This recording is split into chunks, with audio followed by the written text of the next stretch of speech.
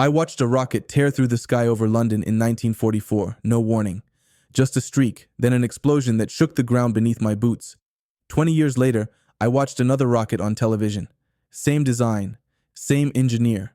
But this time, it was carrying Americans to the moon. I still don't know how to feel about that. July 16th, 1969. I'm sitting in my living room in Ohio, coffee going cold in my hand, watching Apollo 11 on our black and white television. My wife's next to me, excited, talking about how incredible it all is. And it is incredible. I mean, we're about to put men on the moon. Americans, US. But I can't stop staring at the man they keep showing in the control room, Wernher von Braun. The commentators talking about him like he's some kind of hero. The genius behind the Saturn V. The man who made it all possible. And he is. I know he is. But I also know something else. I know what his rockets did before they carried astronauts. I was there. I saw it. I served in the European theater during World War II. Landed in France after D-Day. Pushed through Belgium. Made it into Germany by the end. I saw a lot of things I wish I could forget. But one thing that's stuck with me all these years, one thing that's never quite left my head, is those V2 rockets. The ones von Braun built for Hitler. So yeah, I'm watching this launch and everyone around me is celebrating, and I get it. I do. This is history. This is humanity reaching beyond our world. But I can't help thinking about the other history, the part nobody wants to talk about on a day like this. How does a man go from building weapons that killed my brothers in arms to becoming the hero of American space exploration? And should he have been allowed to? Here's what bothers me. It's not just that von Braun worked for the Nazis. A lot of Germans did. The country was under a dictatorship. People made choices to survive. I get that. War makes people do things they wouldn't normally do. I did things I'm not proud of either. But von Braun wasn't some conscript who got drafted and had no choice. He joined the SS, not because he had to, because it helped his career. He got funding, resources, a whole facility dedicated to building his rockets, and when those rockets started killing people, he didn't stop. He didn't sabotage the program, he didn't slow things down. He made them better, more accurate, more deadly. I remember talking to a British soldier once after the war.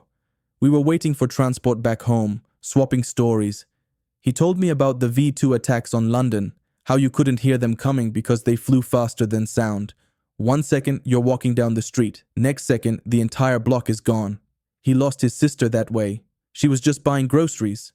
And the engineer who designed that weapon, he's on my television right now, getting applause. But here's the part that really keeps me up at night. If we had said no to von Braun, if we had put him on trial like we did with the other Nazis, would we be on our way to the moon right now? Would the Soviets have gotten there first? Would we have lost the Cold War before it really started? I don't know, and that's the problem. Because I want to believe that justice matters more than winning. But I also lived through a war. I know what losing means. I know what happens when you're not strong enough, not advanced enough, not ahead of your enemies. So did we make the right choice, or did we just make the convenient one? Let me tell you what I know about Wernher von Braun, not the sanitized version they put in the newspapers. The real story. He was born in 1912, same year as my older brother actually. Grew up in Germany, good family, educated. His mother gave him a telescope when he was a kid, and he fell in love with space. Wanted to build rockets that could take people to other worlds. And look, I get that. That's a noble dream. I can respect that. By the time he was in his 20s, he was already ahead of everyone else. Brilliant mind. The kind of guy who could see solutions to problems the rest of us didn't even understand existed. In 1932, he joined a group of rocket enthusiasts in Berlin. They were hobbyists, really, launching small experimental rockets in empty fields trying to figure out the science. But then the German military got interested, and this is where I start to have questions, because Germany in the early 30s was rebuilding. The Treaty of Versailles had limited what they could do militarily, couldn't have a big army, couldn't build certain weapons, but rockets? Nobody had thought to ban those yet. They were too new. So the army started funding von Braun's work, and he took the money. He later said he just wanted to build rockets, that he didn't care about the military stuff, and maybe that's true. Maybe he really thought he could take their funding and still keep his hands clean. But that's not how it works. I learned that in the war. You can't take orders from evil people and pretend you're not part of it. By 1937, von Braun was running the whole show at Peenemünde, this massive secret facility on the coast. Thousands of workers, huge budgets, and their goal wasn't space exploration anymore. It was building a weapon, a long-range missile that could hit enemy cities from hundreds of miles away. When the war started, in 1939, I was 17. Too young to enlist yet, but I knew it was coming. By the time I was old enough, in 1942, the war was in full swing. I joined up in 1943, did my basic training, and shipped out to England in early 1944. That's when I first heard about the V2. We called it the vengeance weapon, Hitler's secret project. Intelligence officers briefed us, told us the Germans were developing rockets that could reach London from occupied Europe. At first, we didn't believe it. It sounded like science fiction. Rockets that could fly through the stratosphere? Come on. Then they started falling. September 1944. I wasn't in London, but we heard about it. We saw the reports. These rockets would come screaming down out of nowhere. No air raid sirens. No warning. Just impact. An entire building reduced to rubble in seconds. We pushed through France that fall, into Belgium. I was part of a unit tasked with capturing V2 launch sites. We found one outside Antwerp. The launchers were gone by the time we got there, but the damage was still fresh. Craters in the ground, destroyed homes, bodies being pulled from collapsed buildings. I remember standing there, looking at this massive launch platform, thinking about the mind that designed this, the calculations, the precision, the genius it took to make something fly that far, that fast, that accurately.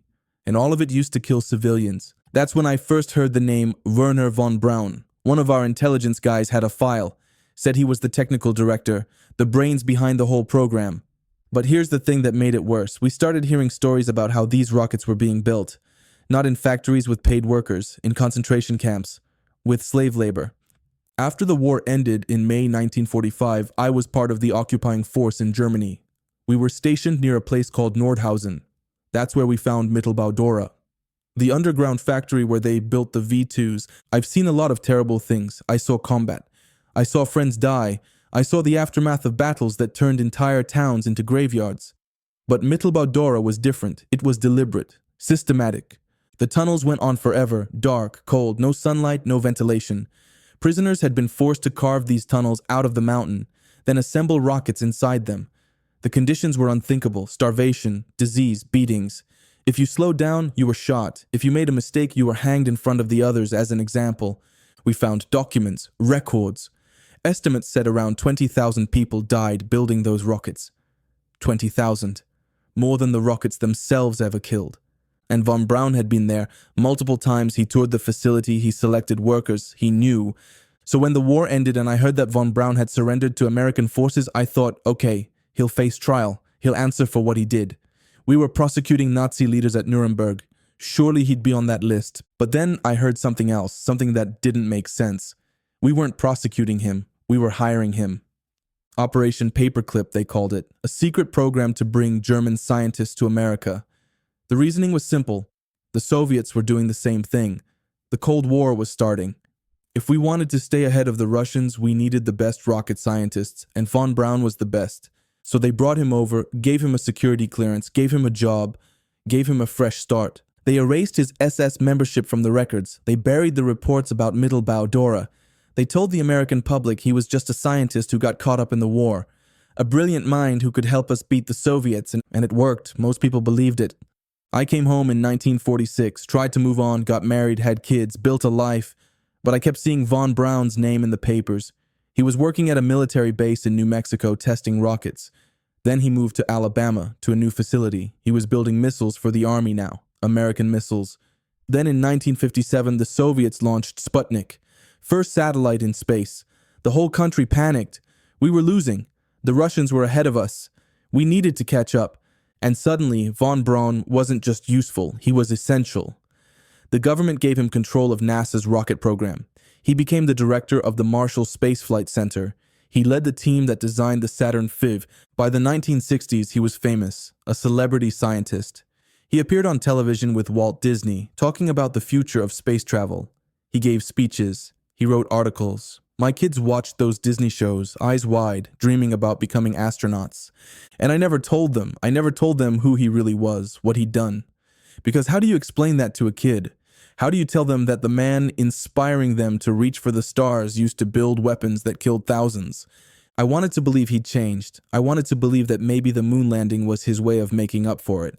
That he was trying to give humanity something good to balance out the evil. But redemption doesn't work like that. You don't get to erase what you did just because you did something impressive later. There was a moment, right after Apollo 11, that stuck with me. I read it in the newspaper a few days after the landing. A reporter had asked von Braun about the V2, about the people who died, and von Braun said something that made my blood run cold. He said, "The rocket worked perfectly except for landing on the wrong planet." When I read that, I had to put the paper down. I sat there for a long time, just thinking about those words. Landing on the wrong planet, like it was a joke. Like the problem was just a targeting issue, not the fact that his rockets killed people. Maybe he meant it differently. Maybe he was trying to say that rockets should be used for exploration, not destruction. Maybe it was a clumsy way of expressing regret. But it didn't sound like regret to me. It sounded like a man who saw rockets as machines, as engineering problems, as things that worked or didn't work, regardless of what they were used for.